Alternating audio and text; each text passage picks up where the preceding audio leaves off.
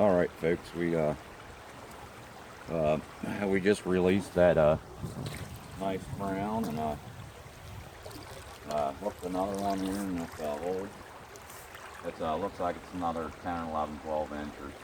It's not as big as the last one, but it definitely hit the size 16 copper john, as I can see my size 12 that I'm running up top.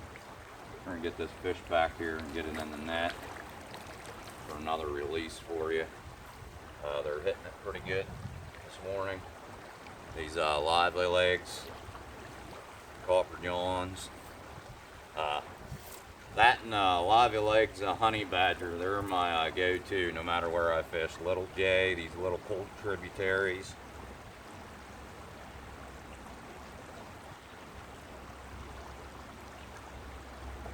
Get this little guy off here. Another pretty nice little brown trout here in central Pennsylvania. Yeah, it's probably about 11 inches. Nice little brownie. We're gonna go over my rig again a little bit. Like I said, these are the German style. They have little red tags on them, I call them, the little red speckles down back to them. I want to go over my rig a little bit here.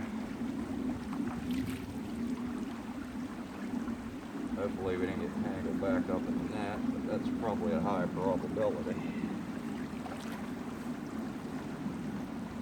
Oh, we're safe here. Like I said, this is a Reddington crosswater, 9-foot 5-weight rod. Just running standard float line, nothing special. No strike indicator or nothing. Just a straight piece of 2-pound Vanish. That's what I caught that big one on too. So I was being a little more ginger with it. This is a little deeper pull, so I'm running about a 9-foot leader. I just watch the end of my float line, and I keep enough, they call it tight line, and I keep enough pressure on the line as it's coming back through the hole or the rifts, where I can actually feel the bite too. And they've been really hitting it hard. So and this has been pretty much all fall. They've been doing the same thing. I'm running a size 12 copper john, a green one with lively legs on it, up front for my attractor. I'm running a size 16 copper john, just a common color, copper, with lively legs on it. And I'm running 2 split shots because it's a little deeper water, and I'm running them about 8 or 9 inches from my attractor. And how this is working is I'm throwing it up ahead of the deep pole. Once it sinks to the bottom, gradually just dragging it through, which the attractor's in the strike zone and your main nymph that you want to catch them on. The attractor's to attract the fish so they can see that there's something coming their way. A lot of times I do pick them up on the attractor.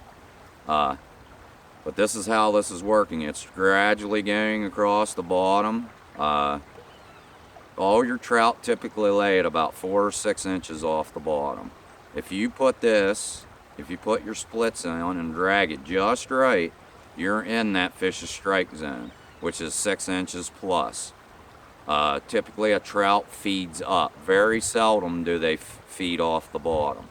They're in a feeding up motion. So if you have both your nymphs drifting down through the rifts or drifting down through a slow pole, in that strike zone, which is 6 inches plus, the attractor entices them to look in that general direction, and though it's a lot of times hit the attractor, but if they don't, they see this wee little nymph coming in behind it with the lively legs on it for an attractor. And it honestly, it entices them to even just in an investigative strike to see what it is. You keep your nymphs 6 inches off the bottom where that fish is laying, it really increases your odds of catching wild trout, stock trout, whatever you seem to pursue in the trout species. If you can keep that bug or whatever floating in that general direction of the trout facing upstream, in that 6 inches plus area, you'll get a lot more hookups. It's a pretty caveman setup, but it's been, dropped my rod there. It puts a lot of fish in the net, a lot of fish. Went to these lively legs in July when I first started back up. I took a 30-year break from fly fishing, and I've been putting out some outstanding numbers with this. A lot of my trick is that 2-pound vanish and keeping that bug in that fish's face or in that strike zone of 6 inches plus, and getting the drift almost perfect every time, which takes a little bit of